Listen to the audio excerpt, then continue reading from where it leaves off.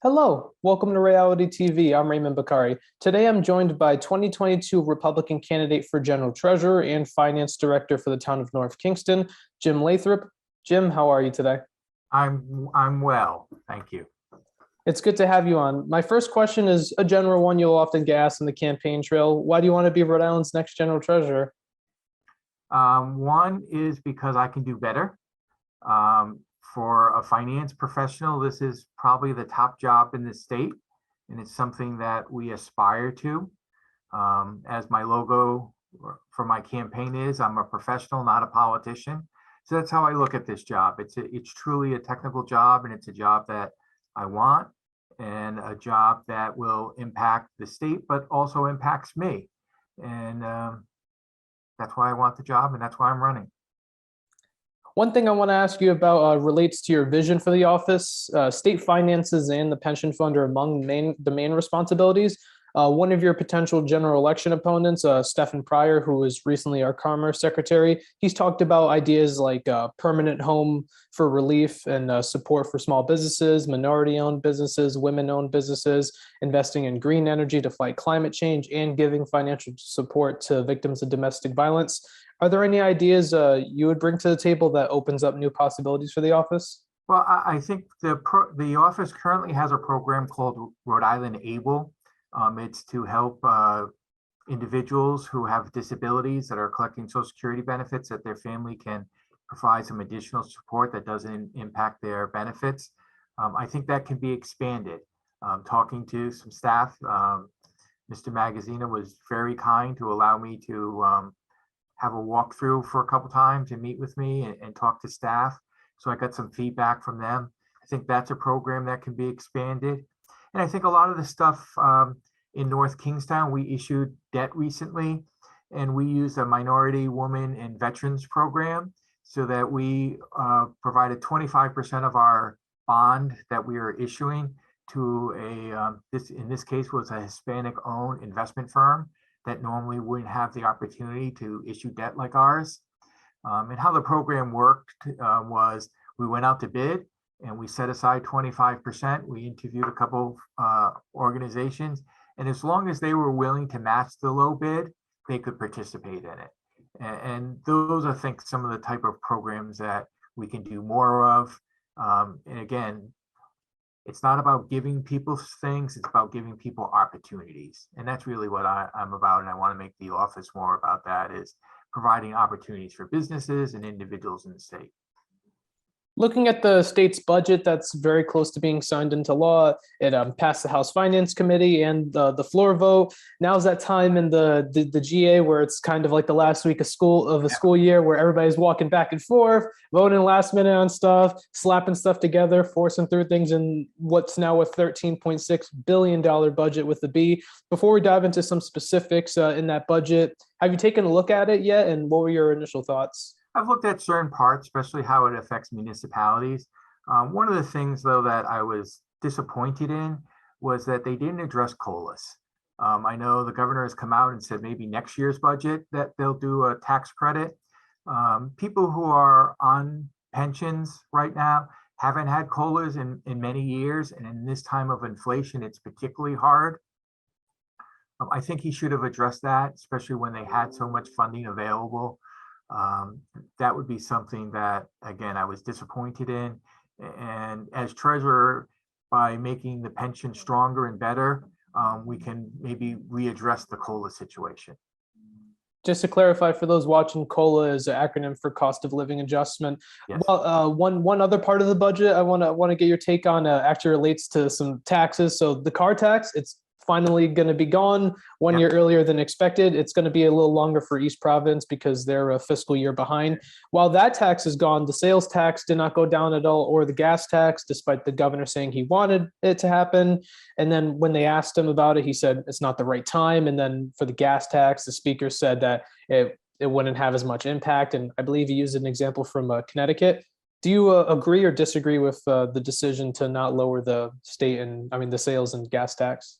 I think it should have been a holiday, maybe not a permanent situation.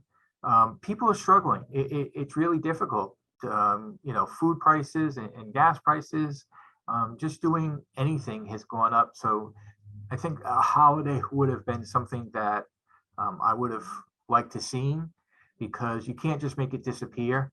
I also think they should have looked at personal property taxes, tangible taxes for businesses.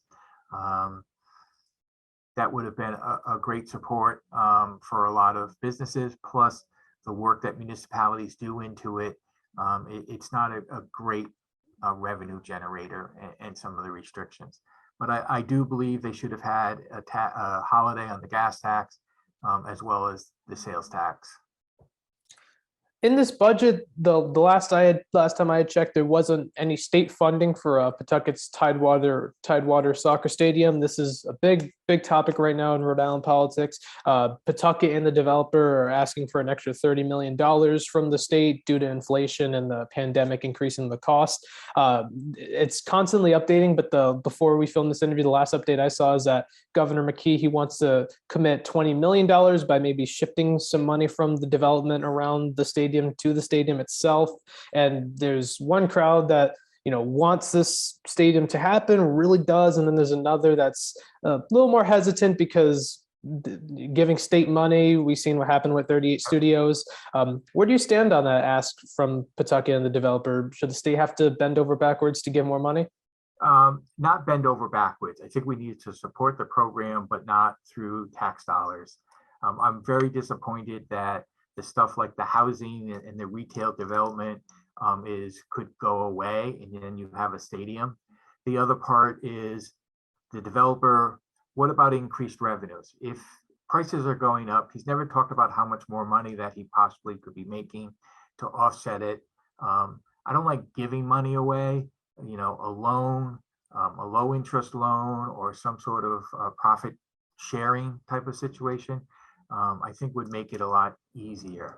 I also think, I was in the private business side for a long time before government. I own movie theaters and self-storage. The problem that I think was going into it, everybody knew that those estimates were not real. I think you're going to see the same with the Superman building. You use false numbers to get it passed, and then it's kind of like the builder. I'm going to build you a house for this price. Oh, this is an extra, and this is an extra. I think that goes to the leadership and the ability to understand how business works. And I think that's where I'm different. I was self-employed for a long time. I come from a self-employed family. We have realistic expectations of what things cost. Again, going to your answer, I think it's a great opportunity for the state and the community, but it's going to become so watered down. I don't know if it's really going to be successful. Speaking of the plans to rehabilitate the Superman building, you touched upon it a little bit and sort of gave your thoughts. Right now, the plan, to my understanding, is there's going to be over 200 apartments that will be in that building. Some are earmarked to be affordable. How do you feel about the plans to rehabilitate the Superman building? I think it's such a landmark in Providence and for the state that it does need that work. Again, I think the developer's estimates of the $220 million are going to be, he's going to be coming back to the table. I really think it's going to be in that $350 to $400 million by the time it gets done. And if the state's not planned and the city's not planned for that, how are we going to address it? And there's not a lot of additional revenue. I mean, talking about the tax treaty and the different incentives, when are we going to see the return? It's not about 20 or 30 years down the road, which is nice, but that's realistically how it's set up. I'm not a big, government should support good efforts, but is this the best that we can do? And are those apartments truly going to be affordable? I mean, I think, what is it, 5 million is coming from Rhode Island Housing to provide for those units. We're paying for them. I just have a lot of concerns. That is one of the many concerns, which is, are those apartments going to be really affordable? I believe Channel 12 started crunching the numbers and it didn't look like they were going to be affordable. That's only just one of two big stories coming out of Providence that Treasury candidates are going to be asked about often. Another one is Providence's pension system. It's like a ticking time bomb. Recently, voters passed a pension obligation bond, although it was a very low turnout election. Are you in favor of or opposed to that pension obligation bond? I've come out that I'm opposed to it. Just look at their prior experience and what they've got on returns on some of their investments.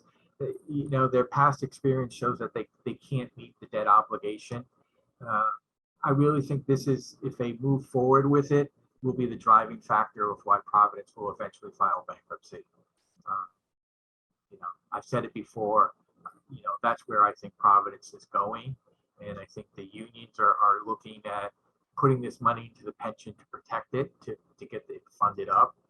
And then the citizens are going to end up paying for it, and not just the Providence citizens. It's going to be a whole state issue because Providence is a leader in the state and it's funded. And, you know, people in Westerly and Burleville, their taxes are going to go to support Providence instead of staying in their community. And to add on to that, with the pension obligation bond, it's not going to be the magic wand. There's still more work that would have to be done with the pension system. I've heard ideas like maybe a hybrid option with the state, getting out of the pension business entirely, or trying to get more revenue somehow for the city. If elected treasurer, are there any recommendations you would provide that could be done to fix Providence's pension crisis? Well, I think you need strong leadership, and I think that's what's been lacking in a lot of communities like Providence, and even on the state level. It's hard to make a tough decision to tell somebody that I have to take away your COLA or I have to make this adjustment, and it's the benefit of the whole. I don't think a lot of politicians can make those type of decisions. That's what Providence needs. They need someone who says, I'm going to do what's best for the city, and I don't know if it will impact me getting reelected, but I know in 10 years people will say that person did a good job. They really did right by the city, and while I didn't like them at the time, I respect them, and I'm glad that they were willing to make those hard decisions. And that's what Providence needs. That's what the state needs. It's what the treasurer's office needs. That's why I'm running. You need people who can make decisions that are difficult. It's easy to give away stuff. It's hard to tell people no. When it comes to ideas that are being floated around that I've heard, one of them does pertain to getting more revenue for the pension system. This leads to the conversation about taxing the private colleges in the city. They take up upwards to 40 to 50% of the land. It's all off the tax roll. This includes colleges like Brown University, PC, RISD, JWU. Where do you stand on the idea of taxing the private colleges? I do believe that nonprofits need to contribute to the community. I used to work for the city of New London as the finance director, and we were, well, not the size of Providence, very similar. I think it was 50 or 60% of our property was actually owned by nonprofits that didn't pay taxes. But we ended up working out some agreements with some of them that would contribute for different type of services. And I think that's what Providence and these organizations need to do. They want a city that attracts students. If the city goes down, people do not want to go to the schools where there's, crime or concern within the community itself, regardless of the institution. It's in their best interest to help Providence, and I think Providence needs to do that. I want to ask about two specific initiatives the current Treasurer Stuff Magazine has put in place to get your thoughts on. I've asked the previous treasurer candidates about this too. Where do you stand on the BankLocal initiative that Treasurer Magazine introduced? I think it's a nice idea that, to promote lending. Right now, I know most of the banks have sufficient deposits. So I don't know if they really are concerned about getting more state money within their funding situation. Anything that helps local business is good, but I think maybe it could be done differently. I'd rather see a subsidy from the state so that these people can get lower interest rates or some sort of guarantee on their loans up to a certain amount.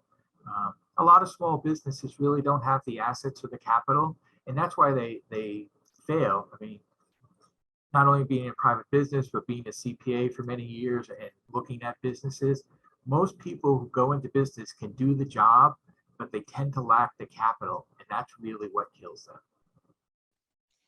The back to basics investment policy that Treasurer Magaziner also put into place is seeing gains for the state. 2021 saw a gain of 2.2 billion. Now the assets are at 10.3 billion. What kind of policies would your administration bring to continue that kind of growth? I think the back to basic program was needed. There are some concerns about how it was done. I'm a simple guy. I'm an old guy. I've gone through, recessions of this, grew up in the 70s and 2008. So I've seen it all. The next few years, the market's going to be very flat and a lot of turmoil in it. The basics are better. We don't want to get into a lot of derivatives, or I'm concerned about the amount of hedge funds that they use now, and as well as their private investments. That's one thing that I'm concerned about, is investments that they're valuing. Are they giving us true values? I think it needs to be a little bit more transparent, but I think overall the program was needed. I think, before Mr. Magazina, I think they got into they thought they were too smart. You look at my portfolio personally, I like the Procter and Gamble's and Microsoft, and I like companies that pay dividends, and I want to have that security. And the state's goal is to make 7%. It's not to make 12 or 14%. So I love singles. I mean, I like baseball. If you ask me, do you want a team that hits, a home run and strikes out 10 times? No, I want that team that just does the singles, gets people on base, moves them along, scores a run. It's not, that exciting, but at the end of the day, when you got the championship and the ring on your finger, that's really what we're all about. And I think that's what the pension needs about, is to think about, we need to make 7%. That's our goal. How can we mitigate risk and still retain that reasonable goal? We don't need to make 15%. It's nice if it happens, but yeah. You are running as a Republican. The dynamics for this race for treasurer don't necessarily have to force you to give an answer to this question, but considering how blue Rhode Island is, it'll likely either be asked to you by a voter on the campaign trail or used as an attack point by an opponent. So say there's an example, say there's an attempt to link you or tie you to former President Trump since you're running as a Republican. What would your response be to that attempt? I think while President Trump is a Republican, there's a lot of other Republicans also. I always look at myself as more of a Reagan Republican. I was talking to somebody recently, and I was kidding, and my favorite Republican is Alex Keating, which you may be too young, but Family Ties, when I grew up, Michael J. Fox. So while Trump may be a Republican now, you got to look at the party as a whole. I think his administration actually did some good policy work. I think the personality is an issue at times, but I accept all endorsements. I hope different groups, from mental health organizations to different minority groups to women to everybody. That's the idea, is that they believe in me and they believe in my plan. And that's what this state needs right now. They need someone who has a plan, who is a professional, who understands it, and is not looking for this as a stepping stone. And that's the other reason I ran, was Treasurer's office has become just a stepping stone for politicians, as opposed to a guy like me. This is the prize. At the end of the day, this is the prize for me, is treasurer. I'm not looking to become governor or Congress. This is the brass ring, and that's what I'm reaching for. While we're still talking about the GOP, the party as a whole has sort of shifted rightward as former President Trump became, I guess, a figurehead for the party, despite him not being the only Republican. Yeah. And even in Rhode Island, the party has kind of shifted rightward too, and that's not like the party itself, but also like kind of the base of voters are shifting rightward. It didn't used to be like that. The Rhode Island Republican Party used to be more like Rockefeller Republicans or like a Reagan Republican, socially liberal but fiscally conservative. I do want to get your take on this when it comes to the direction of the party. Do you think the GOP should continue going rightward, or should it go back to those Rockefeller Republican days? I don't think that's my role to make a decision, but I think you're seeing this shift because people are frustrated. When things aren't working, you go to the extremes, and they're not being heard. They felt that they didn't have a voice. It's very difficult being a Republican in Rhode Island, and you try to find something common to bond with. Even the Republicans ourselves are a very diverse group, as you said, from the Reagan type Republicans to the Trump type Republicans, on different issues. We all have different opinions on. And I go back to Reagan. I think one of his best quotes was talking about individuals, that he'd rather have someone who agrees with him 85% of the time than 0% of the time. And that's what I'm really looking for. And I think the party is looking for, is that we have a common goal. We're conservative. We believe in family values. We're fiscally responsible.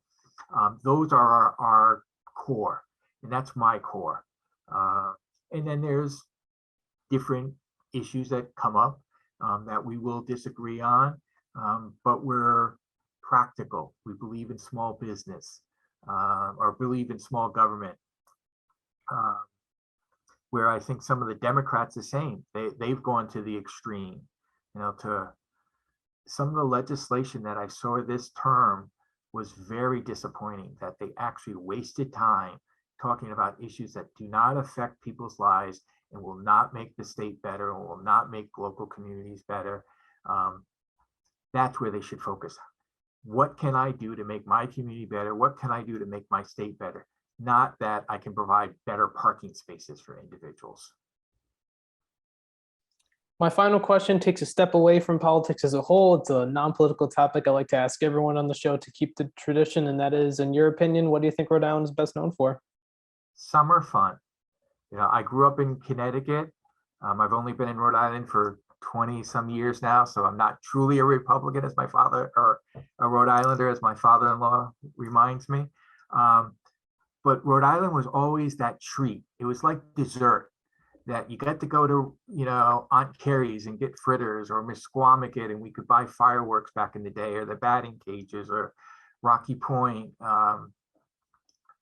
That's what I think Rhode Island people remember. And even currently, I love campaigning. I didn't think I would, but I'm rediscovering this state, the little gems that you forget about, that you're in Little Compton or Bristol or Foster, the trails. And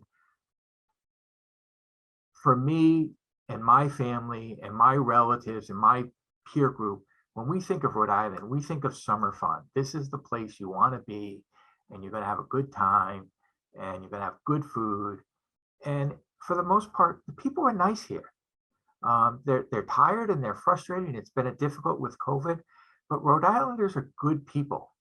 And we got to remember that. Sometimes we may disagree with them, but still at their core, they're good people.